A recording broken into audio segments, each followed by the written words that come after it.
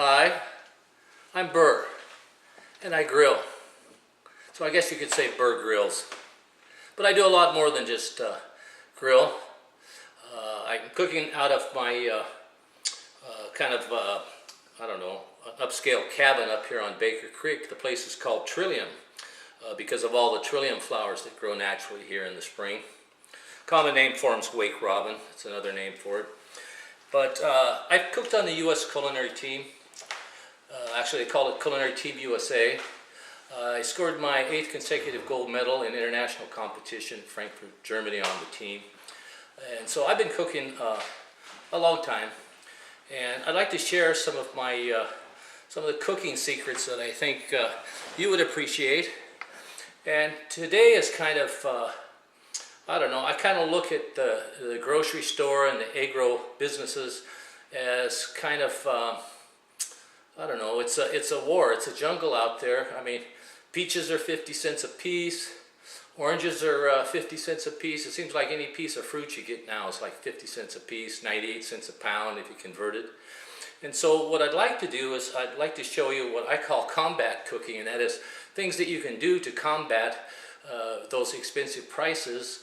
And I have 3 cookbooks that I've enjoyed over the years. And probably my favorite one, the one that got me on the culinary team, since I didn't have the privilege of having a mentor who was a past alumnus of the team, Carla Emery put it out. And it's kind of a homesteader's reference guide. And it shows you how to do a lot more than just cooking, canning, butchering. It shows you how to make your own soap. You know, make your own bread.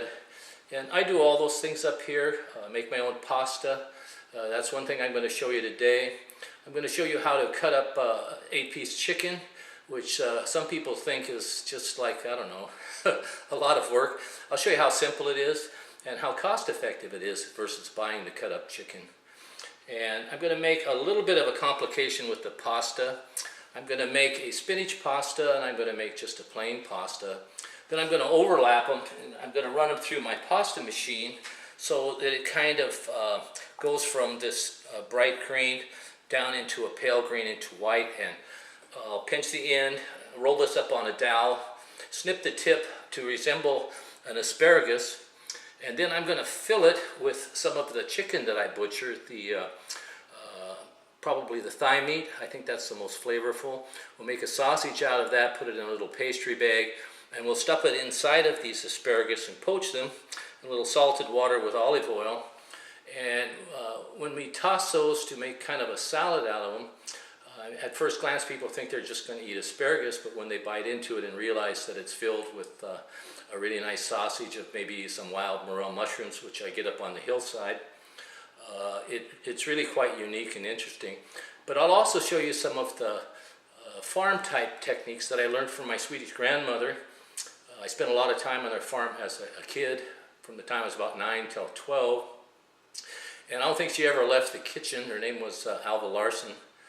And I learned just a lot of stuff from watching her. I learned how to gather the squab for my grandfather and take it into the house to her, and she'd prepare it. I think most times she would stew it. I learned how to prepare veal and chicken. We raised rabbits.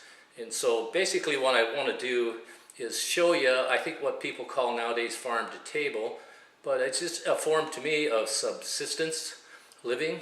It's a way to, like I say, to kind of save some money versus buying everything pre-done at the grocery store and making these agro businesses rich. So we'll take a bit of a break while I get squared away, and then we'll come right back and I'll start on the chicken.